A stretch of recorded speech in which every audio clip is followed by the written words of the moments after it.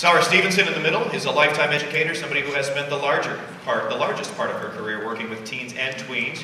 She loves everything about those teen and tween years, a rich and meaningful time, and rather than fearing it, she encourages parents to hang on, relax, enjoy the ride. She's also been ahead of 2 middle schools, including Hathaway Brown right here in Shaker Heights. She's also run a preschool, an 8th grade preschool through 8th grade school.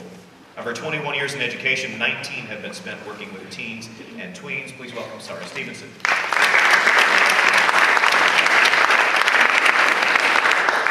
Deborah Paris is a child psychotherapist who works with parents and children, consults to schools, and conducts parenting groups. Her best qualification? She raised 2 kids and survived. And so did they. Which is good. Please welcome Deborah Paris. And online, on the big screen, is our great and powerful Aj, you'll see a little bit later on.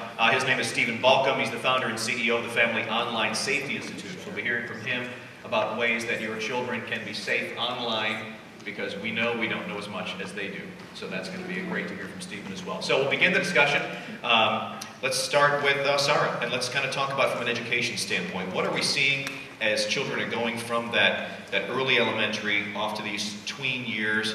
What are we seeing from an educational standpoint? I think the one thing I would share with all parents is that the one thing you can predict is the unpredictable. And as you head into the tween years from the child that's in your house becomes the tween that's in your house, you don't know the day that's going to happen.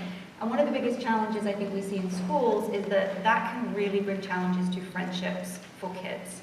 1 minute they're playing baseball with a kid that they've known since kindergarten, 1 minute they're maybe playing Barbies with a girl that they've known since preschool, and then within a week all of that changes, and that's a very difficult thing to navigate. So the stretching and growth of different sorts of friendships as children become tweens is something to anticipate and expect for parents. Some things I would definitely recommend as takeaways for that would be the amount of energy that you can expound in digging into that with your kids as things change can be balanced a little bit more positively with helping your child to learn the grit and resilience of how to accommodate changing relationships. As adults, it's hard when relationship changes. It's very difficult for children when becoming tweens. But asking them questions like, what do you want in a friend? What do you think is what do you like to laugh about with your friends? What do you like to do with your friends? As opposed to sucking the energy into, well, why doesn't Susie like you anymore? I don't understand why she's being so mean to you. If you look at that, and diversifying your kids' friendship portfolio is also a really smart idea, making sure that metaphorically all their friendship eggs are not in one basket can mean that when inevitably friends change, friendships change, you as a parent have started to prepare your child for that bond just a little bit. It's going to happen to every child when they become a tween. So Debbie, I think we'll follow up with you on that. So how do we as parents then make sure that we're not maybe influencing them to a certain area so that they're going on their own path and making sure that the development is on their own? Well, we're lucky if we get that right 50% of the time. I'd say that in general, they have become secret from themselves and secret from us in a certain way. And we're usually 2 steps behind our kids, so we respond to them the way we knew them, not necessarily the way they're becoming. And I think that if you think developmentally, what's happening in every stage of development, and this is a developmental stage, is that there's a disorganization and a reorganization. And what we want to do is recognize that this is not only normal, it's necessary, so that we can promote their struggling with it a bit, with a lot of support. So the rescue piece of rushing in, either functionally by saying, well, I'm going to invite so-and-so over because so-and-so didn't invite you over, or rushing in emotionally saying, oh, you poor honey, this is a disaster, this is terrible. That doesn't help them master what they are struggling to master in these tween years, whatever number of years that might be. And more to the point would be helping them with strategies, but also letting them know that it's okay to struggle and have some bad days. We're in sort of affect intolerant society. It's not okay to have a bad feeling. It could be depression. And I'm talking wide normal here, that they're going to have some bad days and it's going to get better. I think that listening rather than steering is the tool you want the most, and it's the hardest one to have because you get anxious. Dr. Rome, obviously there's some physical changes that children are going to be, especially boys and girls, differently, correct? Correct. So, tweens to teens, and childhood to tween to teen. Lots changes. You can remember this for yourself. How many of you have a kid going through this right now? Makes 6th grade so interesting. Because there's some kids who are still completely prepubertal at 11, 12, and nothing's happening yet. And they still, one week want to play Barbie, one week want to climb a tree, one week want to play, cops and robbers. And their buddy's already thinking about girls or guys or whatever, or doesn't even know what to be thinking. So with the body changes, boys predictably change a little later than girls. Girls go into puberty early. The average age for girls to start periods is about 12 and a half. And that's a spectrum. So some girls are going to start way early, and some girls are, at 9 and a half, 10 periods. And they're still a little kid, but trapped in this now teen body. And some girls are going to start at 15.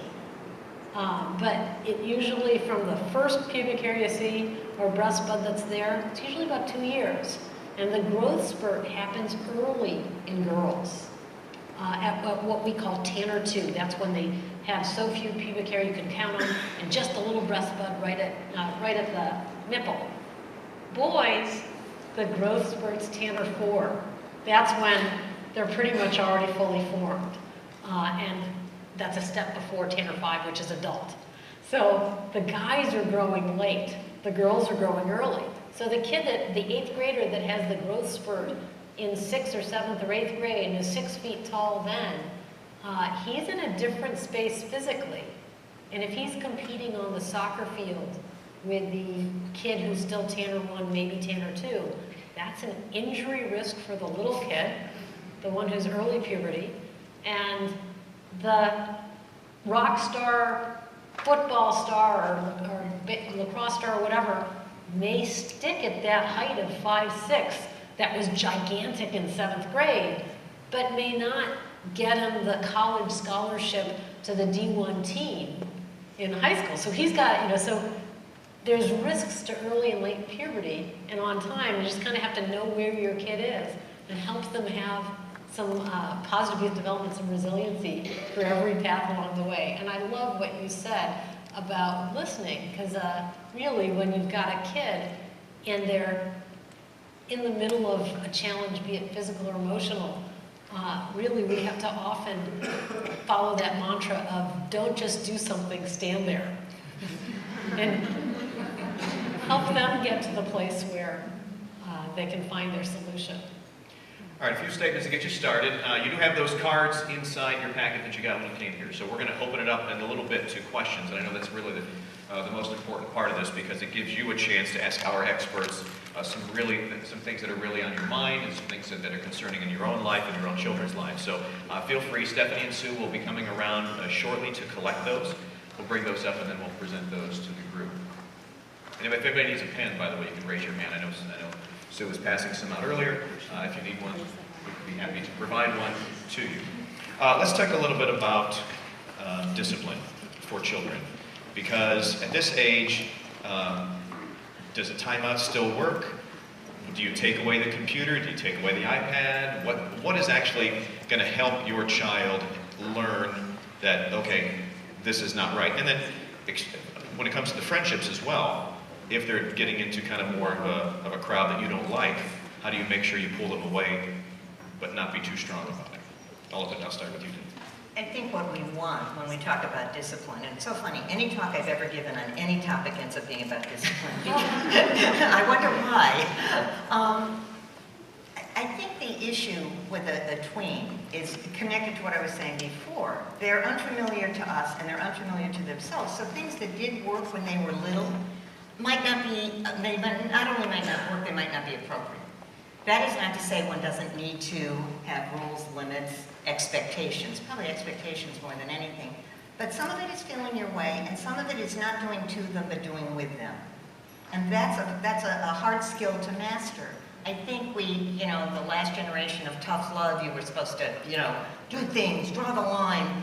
And I think that's a failed endeavor in its extreme form. I think what one has to do with discipline is, first of all, you don't do it in the heat of the moment. How many of us will respond well to anger when we're angry? It just explodes it more. So one of the things as parents we want to do around discipline is to prepare ourselves. You know how you prepare your kids for what's going to happen? I finally learned after 40 years of doing this work, actually we're preparing ourselves so that we won't be reactive. You know, we'll be ready for what our response is going to be when they're totally irrational and nuts. So, and you know, one of the things about the stage is it's really like the invasion of the body snatchers. I mean, it's, you know, they're so unfamiliar to us. And anything that looks pathological is quite normal at this age. So that's weird. So the first thing you do is wait. It's, you know, your thing. You know, the first thing you do is wait. And then, when you discipline, you actually want to explain to them why you're doing what you're doing. One of the things one can do in preparation when there's a repeated kind of behavior is to say with them, let's come up with a plan together. You know, when you lose it that way and you can't hear what I'm saying, clearly there's got to be a reaction. What do you think would be appropriate? What would be helpful to you? It's so hard to get this answer without the specifics, and I hope your questions bring some specifics because the general principle doesn't apply to every specific instance. And everybody agrees kids need limits, but kids at this age also need to experiment and test with their limits a little bit. And if we don't leave room for them to do this, they're not going to have the experience they need to get through this phase in a productive way. So I'll stop and you can take From a it school ahead. perspective then, One thing I would say is a comment that I've made to a lot of parents over the years in a school setting is when you're approaching a situation where there needs to be a consequence, it could be an academic issue, it could be a social issue, it could be a behavioral issue. When we're looking for the right solution, the right outcome, we're looking at what lesson are we going to teach that child from the school perspective. Are we trying to teach the kid that we want them to learn growth from resiliency, we want them to learn determination, we want them to learn perseverance? Or are we trying to smooth through a series of complicated back and forth conversations about one specific incident? It's always important to step back and look at the big picture. If we've had an incident with another child, we want to talk about how to grow towards being more considerate and respectful. If we've had an academic honesty issue, we want to grow towards integrity and responsibility with our own work. So we've always got to keep an eye on the big picture. Something I'm fond of saying in schools too is, I believe that a school should always put the child before the rule, not the rule before the child. Tweens are all different. And so while a series of guidelines that a school is following for disciplinary procedures is really important for all schools, every kid is different and every situation could be different. And we have to view it that way. I would say the long-term lesson and the long-term learning in a school setting is what every school should be looking for. what if your child is with a group of friends that may be more of a bad influence that you're not prepared for, and then your discipline has to change based on the fact that they're now testing their limits maybe a bit too far? Can I jump in? Please do, please do. When I was a tween, I made friends with all the bad kids. I was a very good girl, and I was friends with all the bad kids. They were my designated hitter. They were being bad for me. I'm not saying, you know, not to watch the groups they're in, but there is a certain kind of social experimentation that happens that can be, within the right range, okay. But when it's leading towards the wrong thing, one of the things that's happening at this age is a renegotiation of their conscience. And sort of, and with that goes their self-concept. You know, who are they, who aren't they? And so it's more in a conversation than in a disciplinary set that one would address those kinds of social issues. One of the things that you say to preschoolers and you say to elementary schoolers, it's true with tweens too, the family is a very powerful influence, even though they're having nothing to do with you. So it's sort of like in our family, we are these kinds of people. Really gives them a skyhook to hold on to when they don't know who the heck they are. So it's pretty important to put that in, but also I think going back to what Sara was saying before, to help them reflect on why these kids, what does that reflect about what they're feeling and what their values are. So it's a more conversational, reflective piece would be my thought. I would say as well that from a school setting, when you're looking at tweens, we see them in the classroom. We're used to them trying on different personalities. It's normal, it's important. You're seeing maybe one or two tweens, your particular tweens. We as educators are seeing dozens, hundreds over the course of a career. So we're used to seeing that child change weekly, daily, sometimes hourly. And so that becomes a normality for us. And so it's normal that kids would test out these different friendship groups. What you also may find from a disciplinary setting is a parent may say to a teacher, I don't know how you're dealing with him right now. He's driving me nuts. Oh my gosh. And the teacher may say, are you sure you have the right kid? Or in the school, like, seriously, dude, what is with you? And the parent may say, I'm not seeing any of this. That's completely normal. And most of us probably have that memory when we became tweens and teens. Did you ever tell your mom the story one way and your dad the story a slightly different way? Because the outcome that you were seeking from mom and dad was a little bit different, and you knew how to play the emphasis just a little bit more differently. It's exactly the same. So what the child is presenting at school and what they're presenting at home may not be the same thing at all. Even more of a reason for leaning into strong partnership between the school and their family. To layer onto that, when you're faced with having to do a consequence, you can also partner directly with the kid and say, what do you think an appropriate consequence should be for that? And often they'll be more hard on themselves than you would have been. Then you get to play good cop. That's kind of fun. Or if they truly have no clue, you can work together to figure out a punishment that meets the crime. And sometimes that loving limit that you set is the perfect thing that they actually needed. So for instance, that playing with fire and friendships, my younger teen, just fresh out of tween years, last night said, Mom, can I have a Halloween party on Saturday night? And I said, no, you cannot.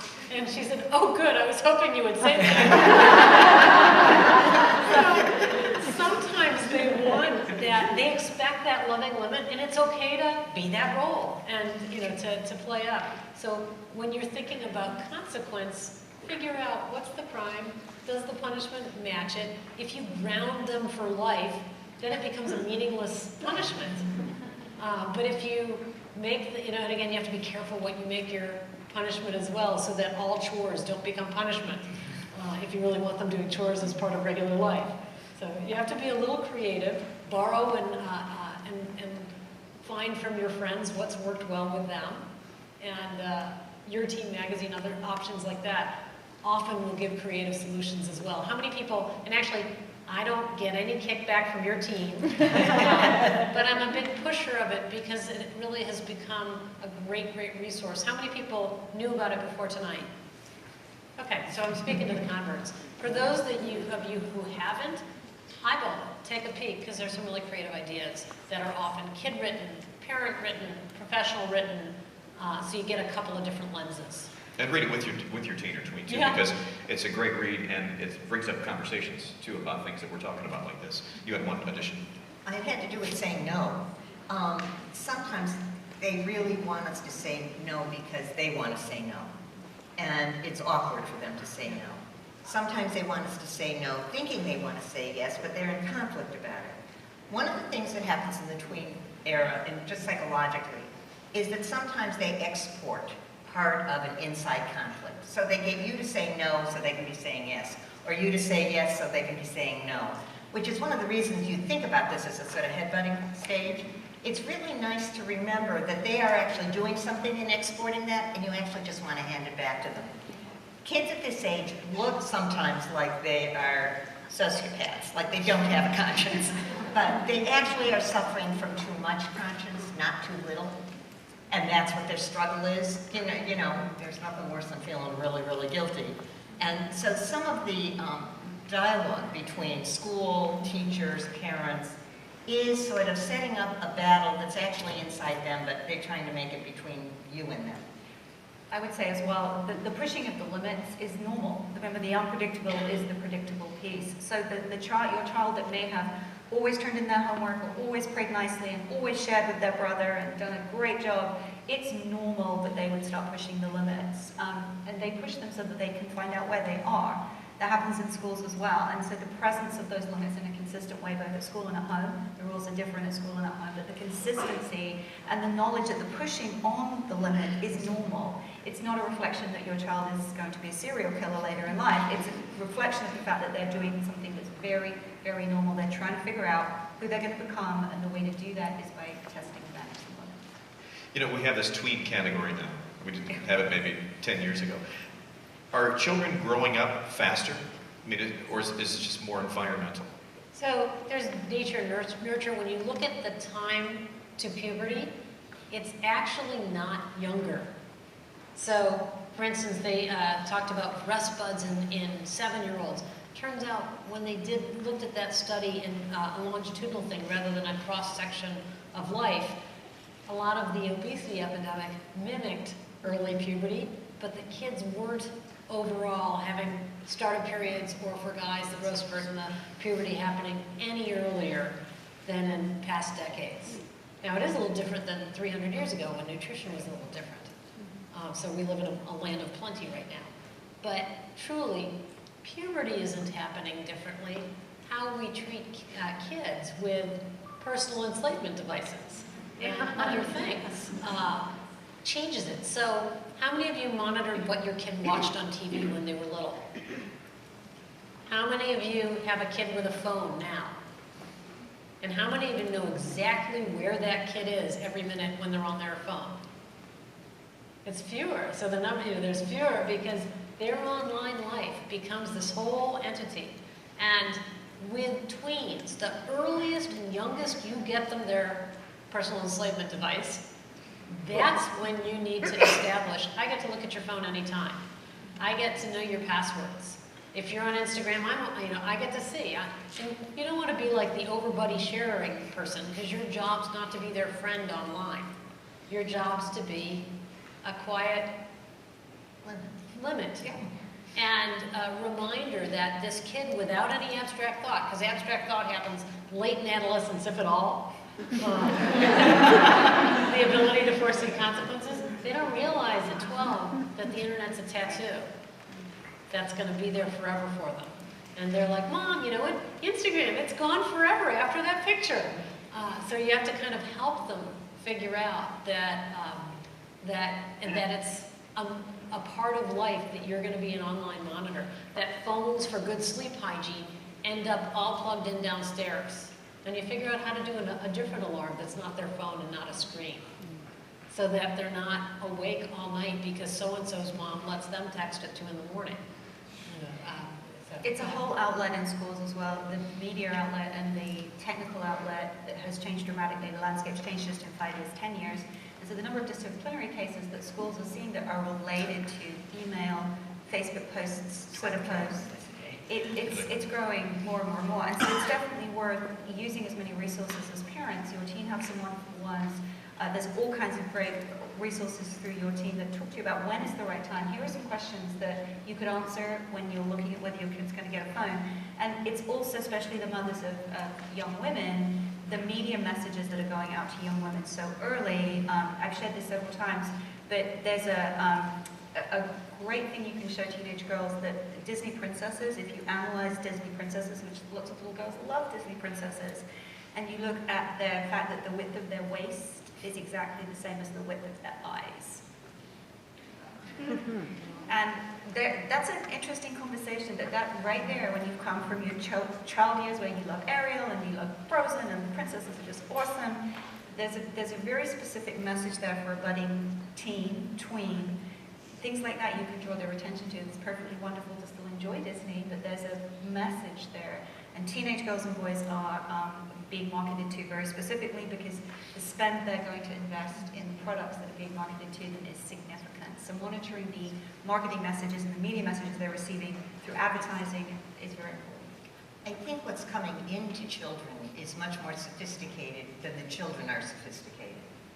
And consequently, the developmental issues are the same. There's just a lot of different form and a lot of different exposure. And I think it's alarmed a lot of parents, and I'm of a whole different generation, but you know, they are much more sophisticated about many of these things in terms of how you use them and how to access information than we are.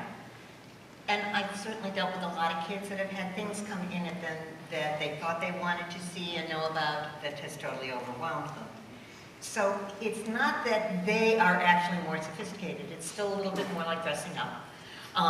It's a little more like identifying with the great football heroes. But it does stimulate them in a way that gives them conflict. When they're exposed to something that's above their pay grade, and much of what comes in at them is above their pay grade, it challenges them, and they don't really have the tools with which to deal with those things. So there is a place where they really do need us to step in and say, this is overwhelming for you. There's more, this is more than your personality is ready to bear. You know, one of the things in personality development is that what's going on inside, particularly during developmental switches, is bigger than the personality's ability to handle it. And that's where you get this. And that's what's happening in the tween years. There's a lot more pressure of things going on inside, both, you know, hormonally, neuroscientially, you know, sexually, that their personalities are not adjusted to yet.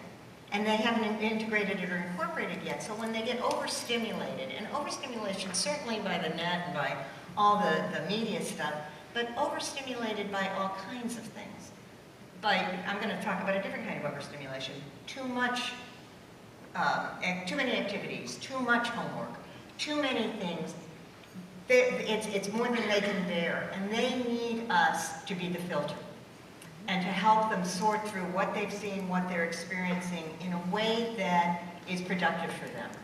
And it is necessary for them. So it's not really that the kids are more sophisticated. It's that they need us to at least help them with what they're exposed to. Part of it is also learning the language. They're learning a new tween and teen language, partly from peers, partly from external media, and partly from you. And so if you don't understand what they're saying, it's worthwhile asking. And if they don't understand what they're saying, it's worthwhile teaching. So we had one kid whose online life, he was texting back and forth, do you want to hook up? And so we actually did something where we drafted the older sibling, who was already well into teen years, to explain what hookup meant in their lingo to the kid. And that was a very powerful 2-second intervention to basically have the kid hear, oh no, that's not what I meant at all, and help them kind of catch up to where, if they'd actually put that out there online, as the kid, you know, had done, and again in this setting it was on one of those ask. Websites that, has anyone heard of this one yet? It's a horrible one. You can ask any question anonymously. Oh, like Oracle. And it can create some predator situations because you can't tell who's responding. You think it's Jimmy from 7th grade English class, but it's really some 45-year-old scary person. And so in any case, you can teach a kid with a mistake what the broader connotation would be and use it as a learning opportunity as you also disconnect them from that space. And it may come better from an older sibling than a parent too. Right. We do have, I want to get some of your questions, and I want to get also to Stephen Balcom, who is our expert, who is Family Online Safety Institute. So we'll get some questions up here. I know Dr. Rome has to leave us. She has a test in the morning. She's been studying. She's not practicing what we're preaching. She's doing too much. Now, obviously, we may not get to all the questions. We're going to do our best. And if not, we will get them answered following that. And do you want to maybe email, or how you want to do it? We'll send out the information. We'll send out the information through the Your Team website. Okay. Let me try and get to a couple for Dr. Rome before she... No, it's okay. You can feel free. No, I'll get you a couple at least before. Here's one for you, Doctor. If you have a young tween that has gotten their period at 9 or 10, does that advance the conversation you need to have with them? Yes. So if your kid is one of the early puberty girls, that is the highest risk for girls compared to late puberty girls.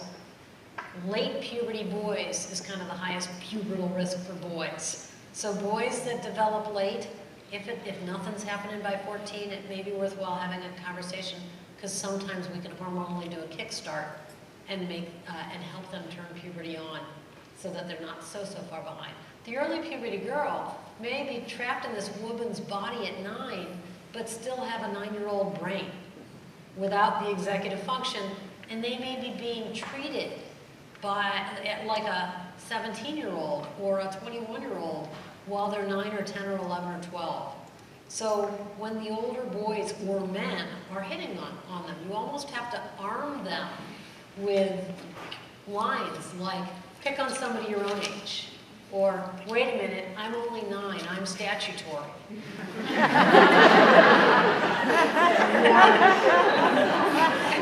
I just add one thing to that? I think that the other thing that happens when kids have the early puberty is it alarms their peers.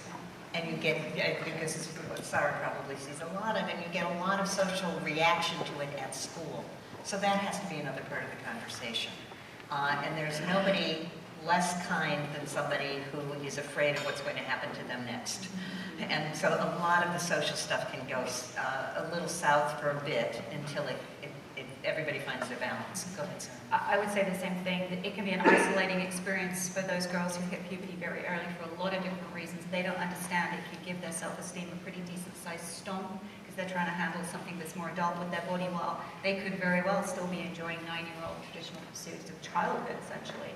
So leaning into getting support from the school if you feel you need it for your child is important. Finding other ways to build self-esteem in your child while they're navigating, getting used to that experience of being in puberty and being in the experience of experiencing that period. They may be the first one at their school, they may be the first one out of their peer group, and that throws a lot of unwanted attention on a lot of very young girls, and helping them to navigate that, giving them language.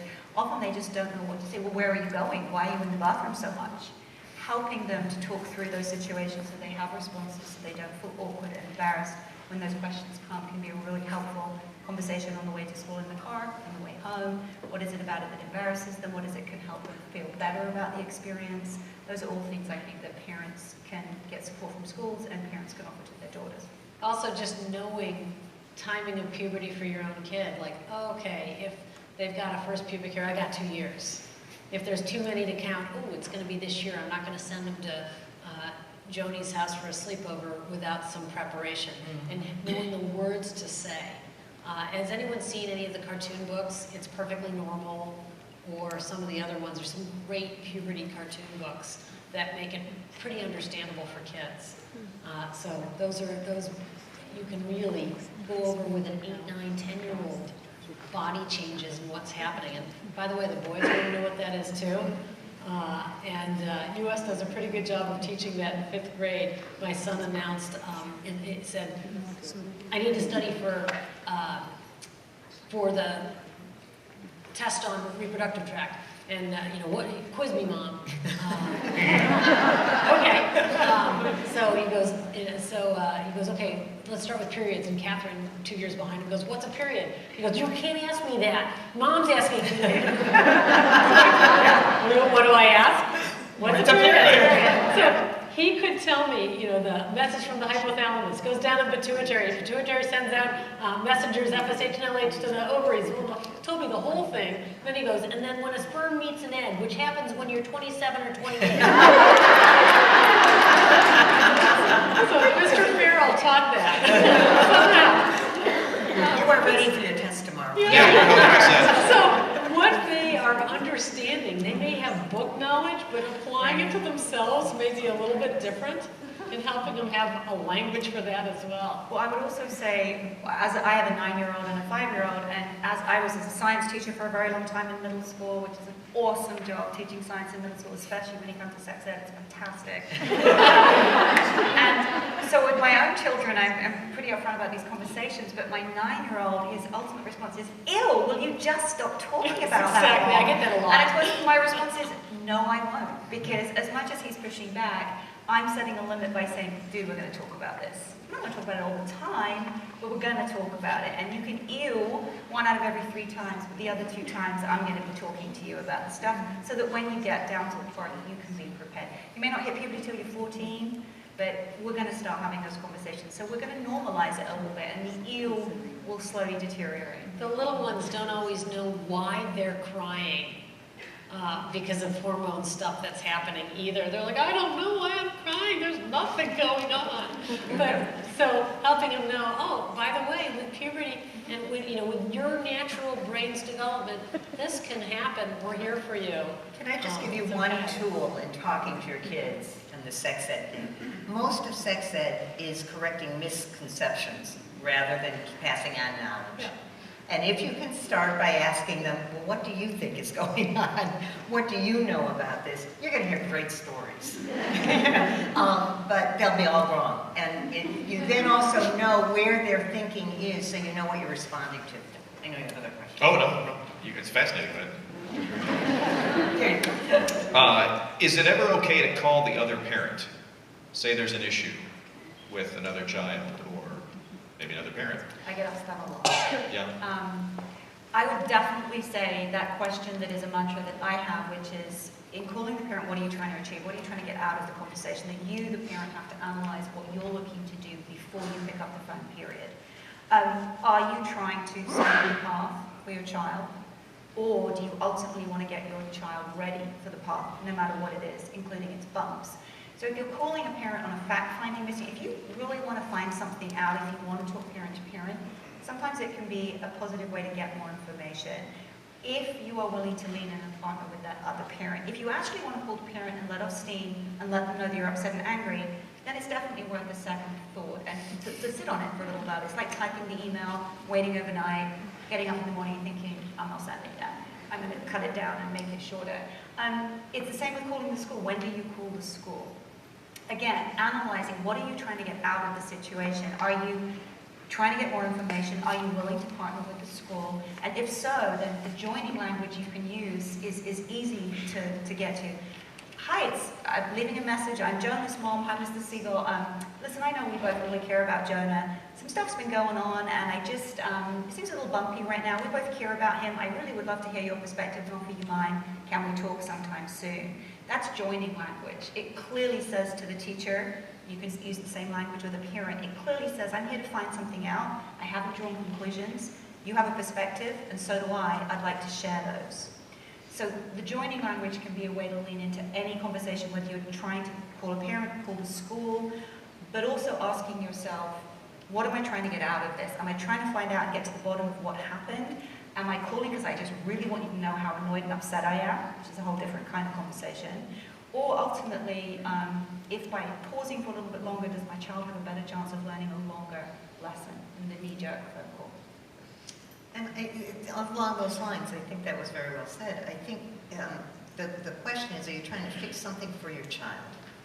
Or are you trying to help your child negotiate something? And I think many times when our children are hurt or upset, we immediately want to jump in and say, your kid did this to my kid, or why isn't he invited to this party, or, you know, he saw this at your house, or whatever.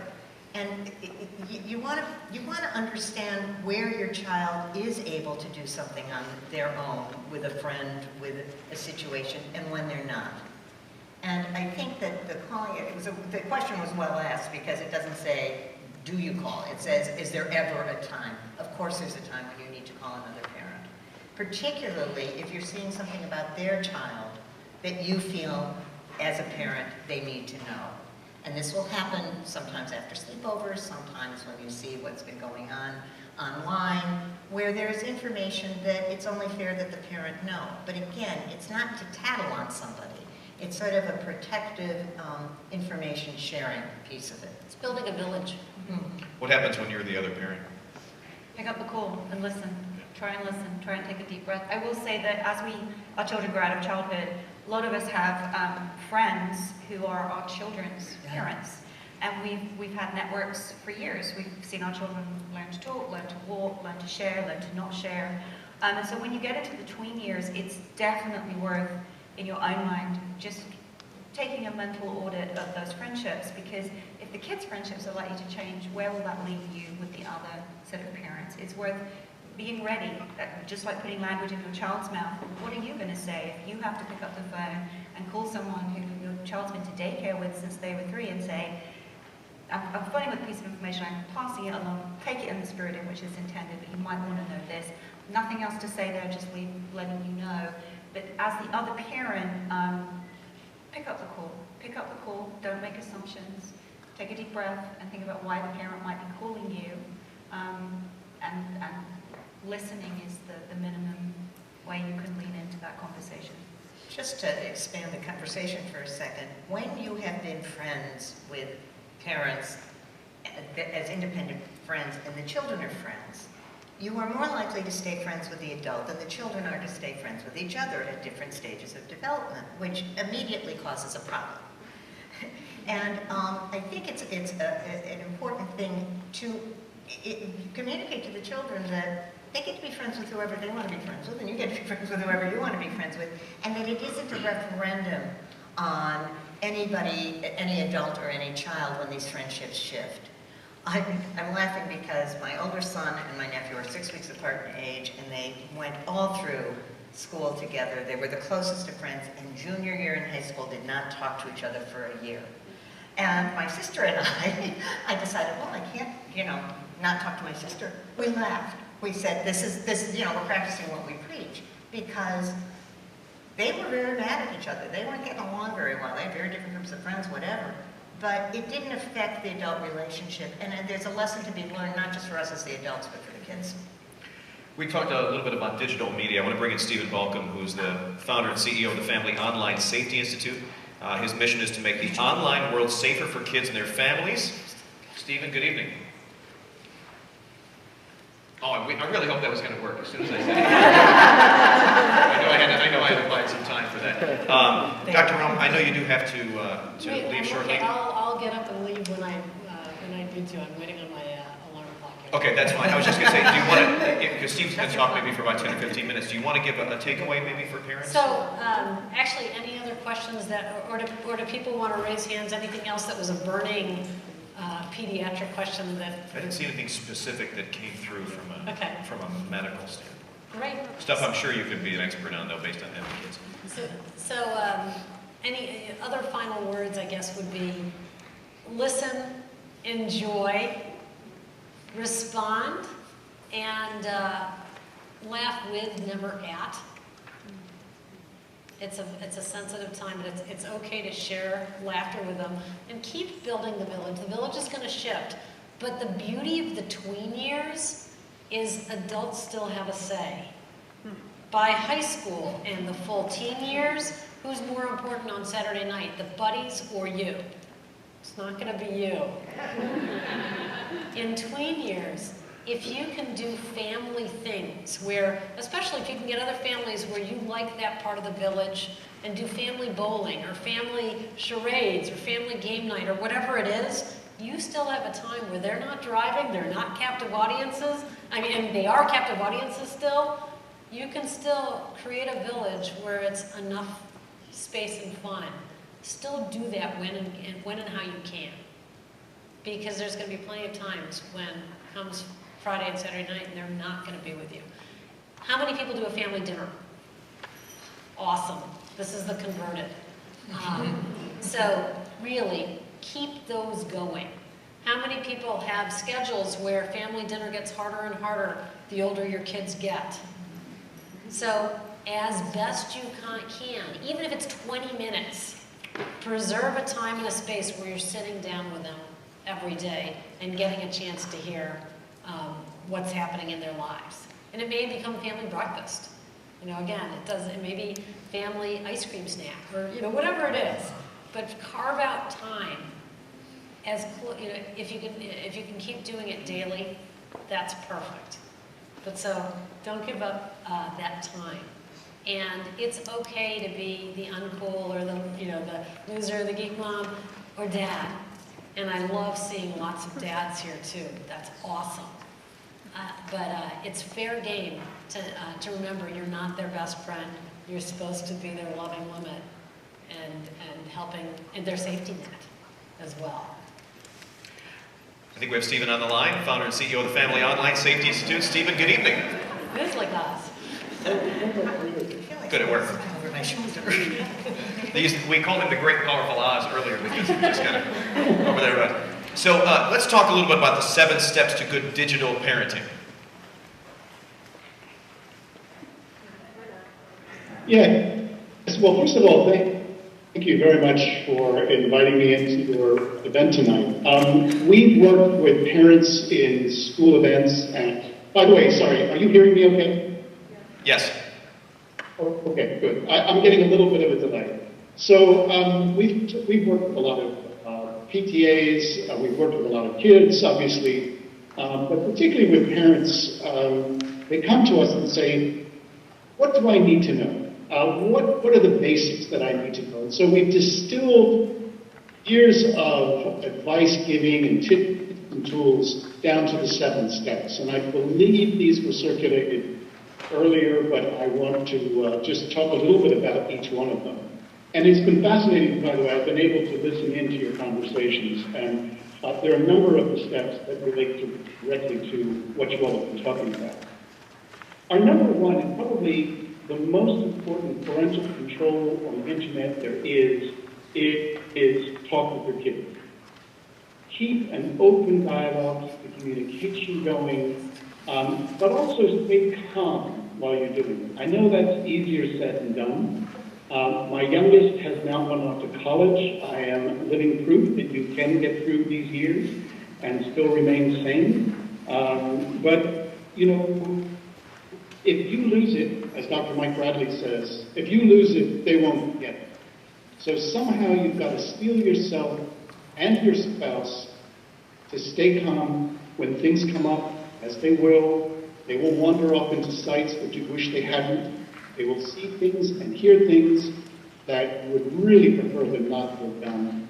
Or for that matter, they might post something that you wouldn't believe that your own son or daughter would be capable of posting. So stay calm, keep the lines of communication open. Number 2, educate yourself. It's surprising how many kids tell us when we're working in schools. My mother doesn't even know how to switch the computer on. Dad has to ask me to Google things.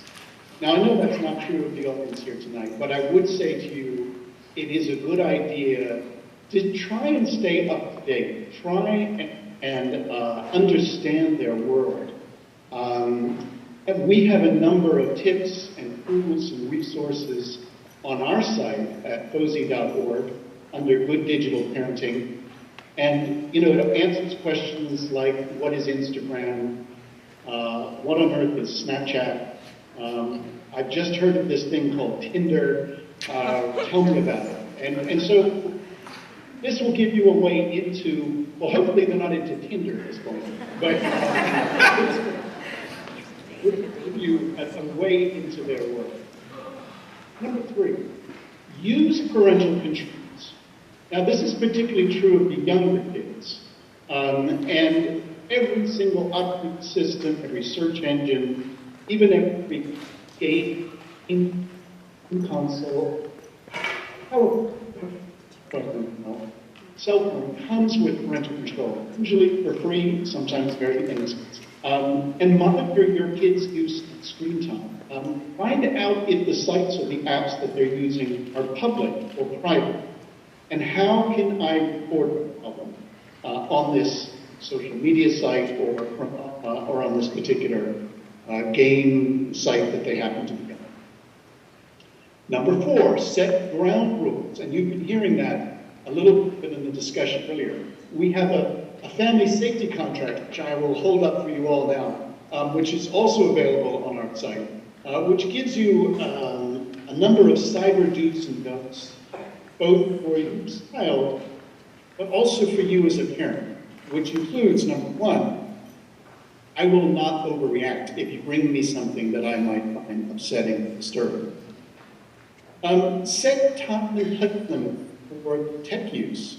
One thing that we advocate when we do talk to PTAs is the idea of a tech curfew. So for the teens, we talk about 10 p.m. High school. For middle schoolers, we talk about 9 p.m. And in some cases, an entire school would agree, and all the parents would agree, that at 9 o'clock or at 10 o'clock, all of the electronics are taken away, they're stashed in a cupboard and charged up overnight, and therefore you and your child will not miss out, because everyone else is now online. We, of course, you know, when my younger daughter was younger, you know, we found her texting at 2 in the morning. because she didn't want to be left out. The fear of being left out is very, very strong. And we also are pretty strong about applying sanctions. No, don't say they're grounded for the rest of their lives, as I heard earlier. But you know, 24 hours without your cell phone really used to get our daughter's attention. And I wouldn't be surprised if we get your kids' attention as well. Next, friend and follow, but don't stalk kids online. Now, a number of your kids will probably be too young for social media, like Facebook. I hope you all are aware, and if you don't, please be aware that there is an age limit on Facebook of 13. I heard earlier reference to Ask.fm. That also has an age limit of 13. Most of the social media sites do. Some are better checking up and kicking kids off than others, but it does give you at least a way to hold back the tide, if you will, that's saying to your 11-year-old, no, you're not allowed on Facebook until your 13th birthday. And also encourage your kids to create a good digital reputation. Sit down with them and Google their name. See if they're already showing up on websites, showing up in Google searches. You might even want to Google yourself and see if, you know, do this as a joint exploration. Next to last, very positively, explore, share, and celebrate. In other words, this is something that we see as very positive. Yes, there are risks. Yes, there are actual harms with kids, teens, and tweens online, but there are extraordinary rewards too. Educational rewards. There are new ways in which kids themselves can create online. Let's not lose sight of them. But finally, and probably the most important, is be a good digital role model yourself. Curb your own bad digital habit. Don't take your phone to the dining room table. Don't pull it out. Don't be that parent in the restaurant where he pulls out his iPhone as soon as he sits down for a family meal. And so, of course, everybody else wants to do the same. You might even think about creating sacred places in your home. So there's no electronics in the kitchen. Or Monday night is no tech night. You know, talk about ways in which you can down and curb your own use so that you model that for your own kids. So those are the 7 steps. I want to just end, and I'm very happy to take questions if there are questions. Talk about the 3 teach moments. Obviously, you want to talk to your kids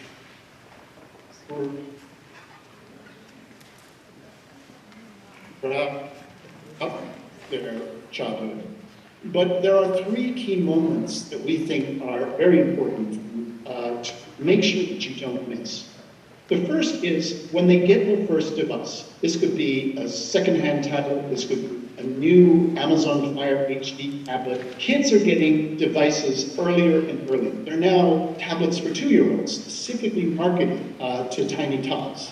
So you need to think about having a conversation with them as early as possible. Secondly, when they get their first cell phone. Now this used to be a conversation that went on in like freshman, sophomore year of high school. But of course it's getting younger and younger. We're seeing that the average age kids are getting cell phones is around 10. 10 or 11, middle school years.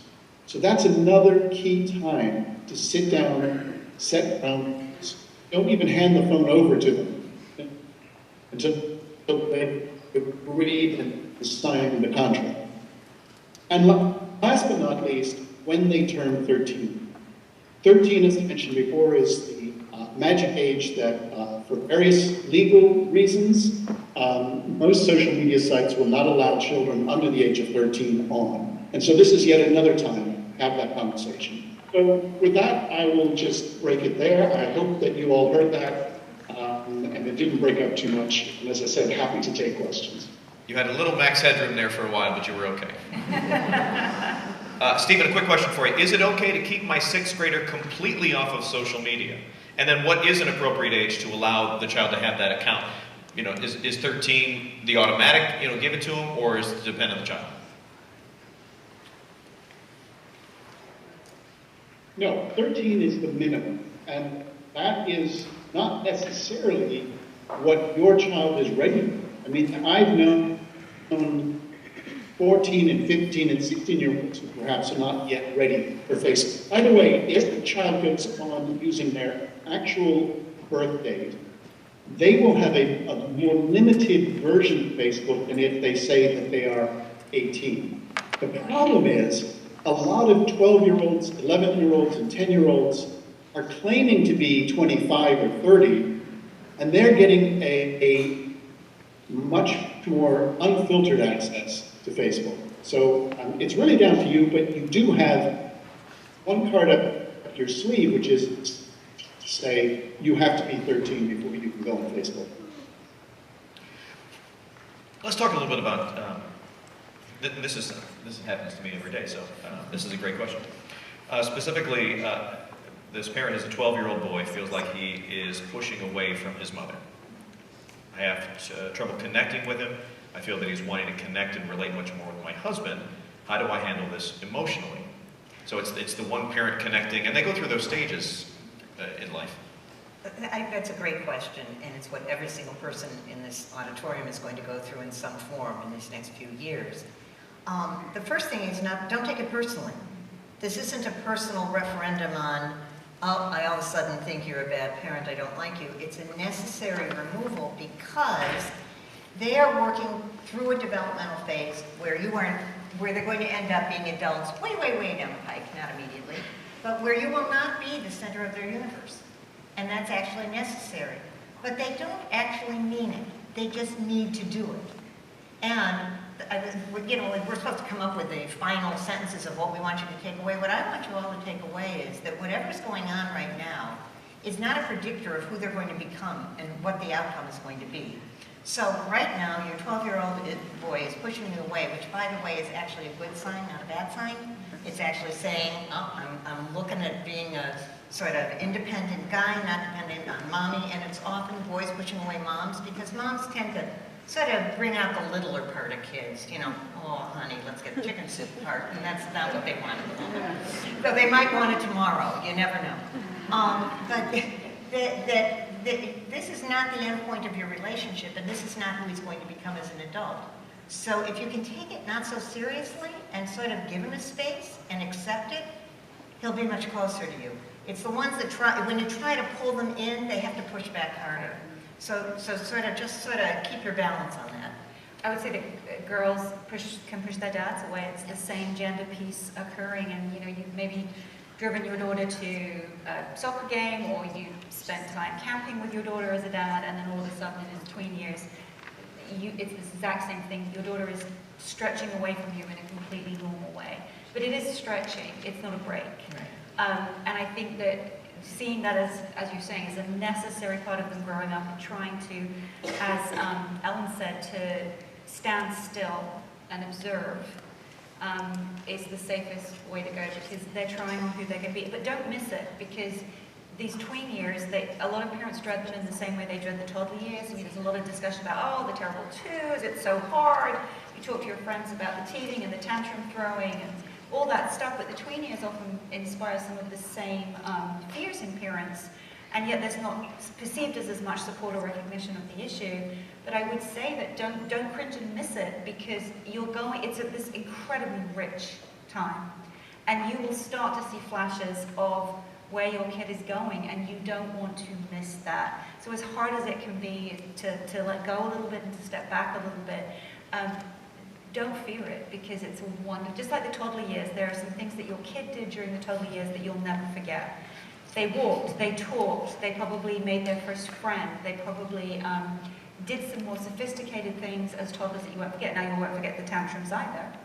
But if you had missed those incredible milestones, you would regret it, and the same is true of the teen and tween years. That's a great point, and the tantrums in toddlerhood are one of the reasons they can do those things. And if you take a look at what they're having to do, they're developing a self. And you don't develop a self overnight. It's through self-care, you do self-regulation, you do self-determination.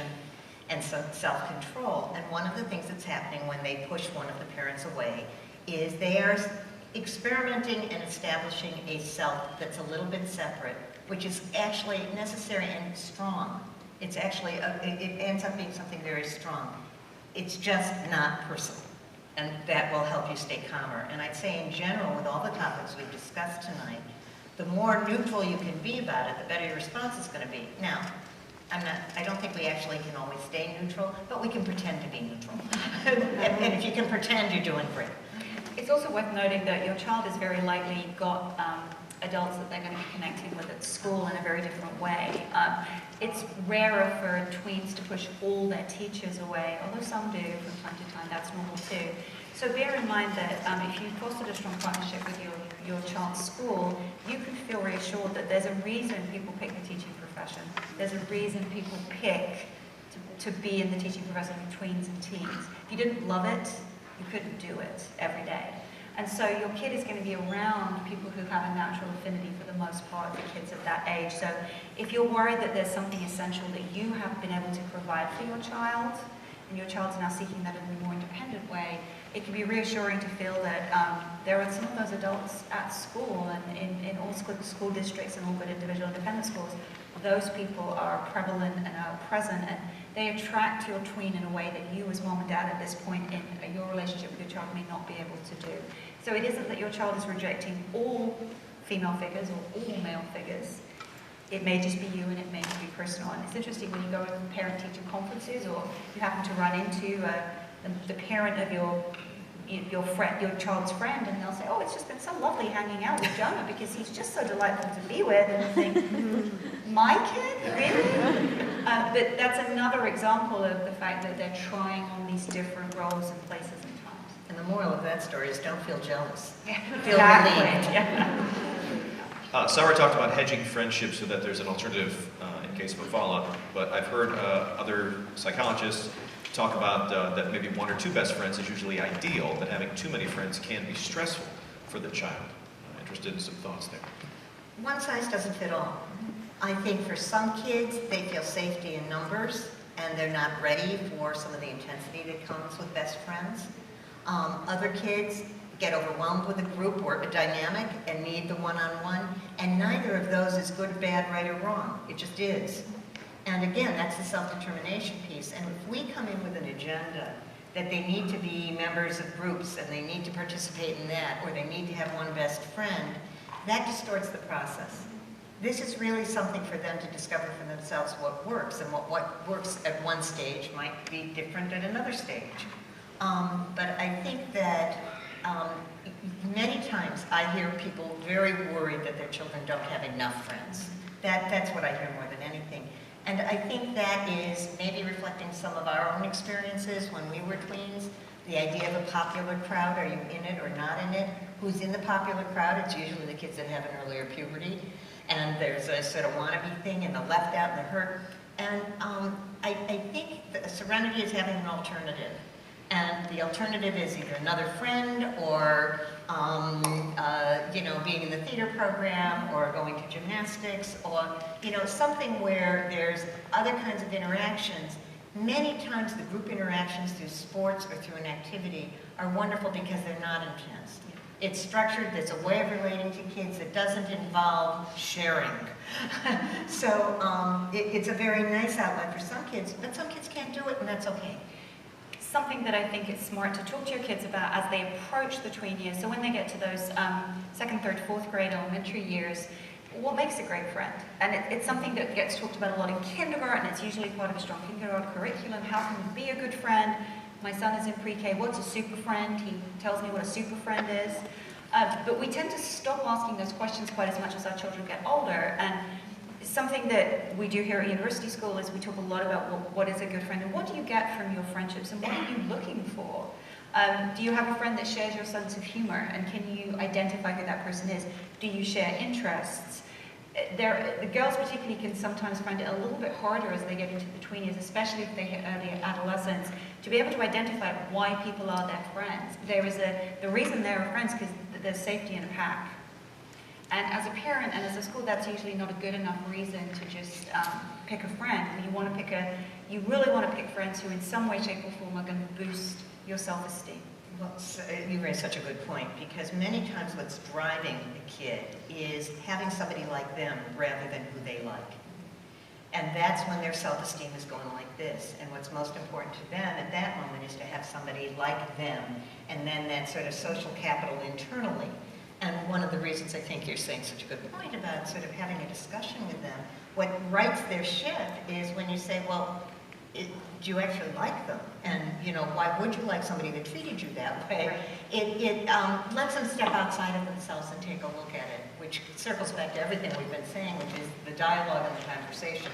And that's what you've been saying over my head, too, is very crucial. I think, and it's easy as a parent to find the times to talk about that. Driving home in the car, rather than saying, how was your day? Which most of them will say, fine. What did you have for lunch? Can't remember. It's 3 hours ago, how can you not remember? What do you have for homework? Don't know, can't remember. But if you can ask them questions, an interesting question to ask your child on the way home is, which of your friends inspire you? It's a really great question. And when you can talk about who inspires you as an adult, as their parent, and ask them to tell you why that person inspires them. And children are capable of that conversation in different ways, really from kindergarten and up. You can use the language, who do you admire, what do you admire in that friend? And then later on it can become what inspires you, or how are you similar, how are you different for younger kids. But it's a different conversation in the car on the way to soccer practice than just, how was your day, honey? Let me bring in Stephen real quick. When we talk about Facebook friends, Twitter followers, Snapchat friends as well, so tomorrow we're on the subject of friends, how do we keep an eye on those friends, and especially when we're trying to accumulate as so many as possible for that status symbol of, oh, I have 3,000 Twitter followers, or I have 500 Facebook friends. There's got to be a balance there, I would guess.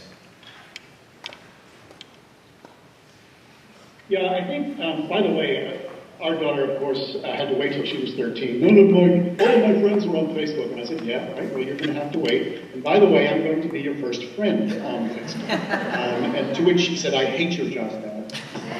But I think that part of the conversation is, you know, there is a difference between your real friends, the friends that you interact with, friends that come over to the house or you play soccer with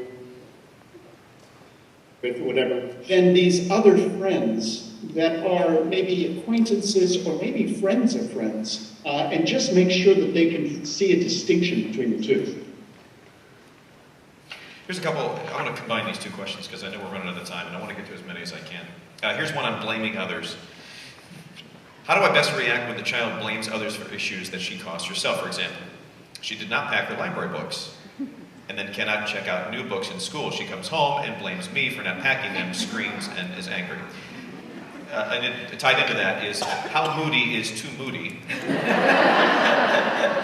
And when should I get worried? Let me start with the sort of outsourcing of blame.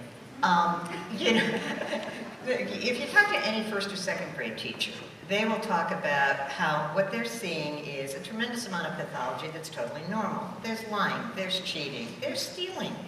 And it's as if the kid doesn't have to feel bad about it. They sort of don't want to feel bad about it. You get a little bit of that as responsibilities grow in your tween years, where you've got the kids that, I'm always reminded of my sister saying to my mother, you blame me for everything I do. Well, really. So the problem is, you know that you should pack her library books, and it wasn't your problem. But she's not buying any of it. And if you try and get into a dialogue about it, you end up feeling like you're in court and you're trying to sue them and they're trying to defend themselves with very good defense and they're very logical and it's true, and irrelevant. But I think what you really want to do is hand it back to them and basically say, you want this to be something I've done? Particularly when they've lied about something. You can always say, you know, I'm never going to know exactly what's true, but inside you, you're going to know, and you're not going to feel good until you handle this. Now, sometimes what they do is, the reason they want to export it to you is it feels too big. You know, they forgot their library books one day. This is not the end of the world. They can say, you know what, we need to work a little on organization. It's a lot to remember. You know, the good thing is it doesn't have to happen again. Same thing when they don't study for a test and don't do well. it's what you were saying before. What are you trying to teach, opposed to what are you trying to make happen? And I think that it's, again, dialogue. You're going to be sick of that from us. But I think it's handing it back to the child, not in a punitive, mean, mad way, but in a sort of realistic, supportive way.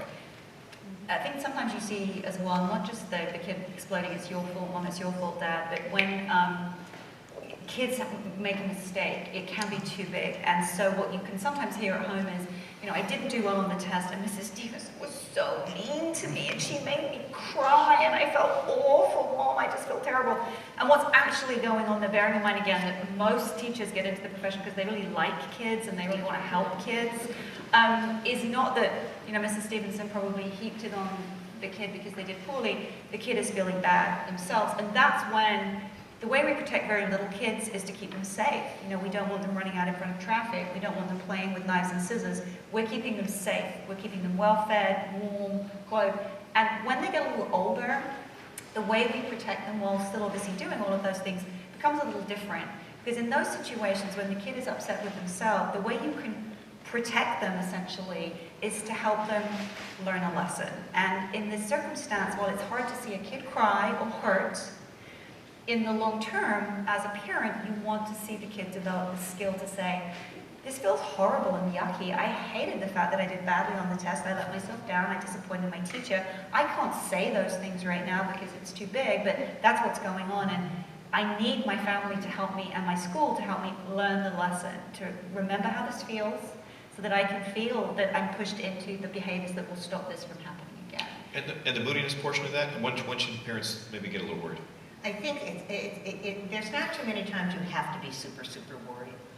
The fluctuation, the moodiness that looks like bipolar is not bipolar. It truly is part of the phase. I think anything that goes on in a protracted flat line for a very long time, you would want to check in with somebody. But for the most part, we get upset when we can't be effective. And when a kid is feeling very moody and very down, sometimes we can't be effective at the moment. That's when we tend to panic and think, oh my God, they've got something huge psychological going on, and you know, something terrible is happening, or that teacher was really terrible. And we are overreacting because we get anxious. The best thing you can do as a parent is try to work against your own anxiety, so then you can evaluate it. I will say that the moodiness, starting in the tween years, reaching its peak in the adolescent years, is formidable and can look very, very concerning and scary, and 9 times out of 10, it's fine. It just has to be lived through. It's like your toddler, your adorable toddler who smiles in photographs and hugs grandma or mom is the same kid who will, you know, dump out all the candy at the checkout because they can't get the candy bar that they want. You couldn't believe that that's the same child. You have to apply that to the tween years. And I think the other thing to say would be that when you get to those tween years, and let's say you get a call from the school and you pick up the message, and the message is your child's teacher, and say, hey, you know what, Mrs. Stephenson, I just wanted to let you know, Jonah's been kind of a little off recently. It seems like things are a little bit bumpy. We'd love to talk to you about that. Bear in mind that what you might hear is something that you're not seeing at home for the reasons we've been discussing during the evening. What you're seeing and what school is seeing may not be the same thing. And so if you get that call, don't immediately jump into a defense mode. Hear what your school has to say. Listen to what they might be seeing, offer your perspective too, because that strong partnership is going to allow your child to grow, and you as a parent to grow with your child the most effective way. One of the things you're seeing when a kid is moody is that there is something going on with them that they are not sharing with you. And maybe they don't know what it is. So that it's sort of a locked-in kind of thing. They just look withdrawn or angry or something. And over time, they will let you know what's going on. It will come out sideways, perhaps inadvertently, perhaps directly. It just doesn't come out in the moment of the feeling. And I think we can all hook into that. We're at the height of feeling. That isn't always the time that we can share. Since we are at University School, I want to get into some education real quick. It's going to be our last question before we get a final thought from our panels. Dual question here. If my expectation is an A or a B plus and my child gets a C minus, how do I encourage her? Secondly, how do I help my son or daughter with study habits when he or she wants increasingly less input from me? I'm going to start with the first one. There's a great book called The Blessing of a B minus, and some of you may have read that. If you can learn the lessons from the C minus, then you have truly given your child the chance to learn some lessons. building your child back up and not questioning, what do you think happened here? We can really learn, framing it in a way that is, we can really learn from this. The reason it feels yucky is because you're disappointed. Disappointment's a part of life, it's a part of school. Let's talk about what we could maybe tweak and change and try, and maybe next time we can really focus on this, this, and this. Giving your child the confidence to go in with having made changes and recognizing and reflecting on what might not have gone well is always the way to build them up in the long term. And also recognizing that it may happen again, and it is a blessing. But be careful what you model, because if your child knows you want an A, and you bring home a C, that's already challenging for the child. If the child wants an A and you really don't care, and the child brings home a C, that's a slightly different challenge. But just be mindful of how you discuss those things with your child. The organizational part, I will say, girls and boys move into this very, very differently. But bearing in mind that as your child begins to study at home, you're going to have to look early in the tween years for what affinities your child has for organization. And in schools here at US, Hathaway Brown, a lot of public schools, kids are being given a variety of options for organization and study habits because all kids have a different method. There is no one size fits all. There's no gender piece, there's no age-related piece, there's no personality type. Some kids are organized naturally, some kids are not, some kids can learn, some kids find it harder. But if you aren't checking in on what seems to be working for your child, during those tween years, you're going to find it a lot harder to monitor as you step back whether or not they're being successful. Now, it might be something just as simple as, do they have a device with them while they're doing their homework? That's a pretty basic thing to monitor. The chances are, even the most motivated, organized child will not do as good of a job if they have a device with them while they are studying their homework. Things as simple as post-it notes on the back of the door, and you go out to the garage to get to the car, things like always putting your backpack in the same place. Those are things that even busy working parents, all parents can monitor in their child. So watching what works for your child and not leaving it up to good luck or chance is a great way to look at your kids' organizational skills during the tween years. To piggyback onto the C- question, I think that raises a whole bunch of things. First of all, self-esteem is so vulnerable at this age, and the C- hits them in their self-esteem possibly. So one does want to be non-anxious and non-angry about the C-. I think that kids often underestimate what they have to do. Things change. The tween years, a lot of times they have multiple teachers instead of one teacher. They're not used to how they have to study. There are new things. And there's a great old thing that first you do for your child, then you do with your child, and then you stand back and let them do things for themselves. So there's a transition that we help them through. We don't just throw them into the deep end and say, swim. We say, okay, let's figure this out together. But the part I really want to address is our expectations of our children. We all want our kids to get straight A's and go to Harvard or Yale, but that isn't necessarily good for them, right for them, or who they are. And it might be, I used to say when I used to teach at the parent group at HB, is the kid that gets the easy A doing better than the kid that works really, really hard to bring a C up to a B? What is the life skill that they really need? And of course it's the kid that can work really hard and apply themselves. Not every kid is going to have equal capacity in everything they study. Some kids, they're going to struggle with spelling, or they're going to struggle with math, or they're going to struggle with science or with English. That doesn't mean, first of all, that they're failures. The struggle is the point. So we want to be careful, as you were saying, about our expectations.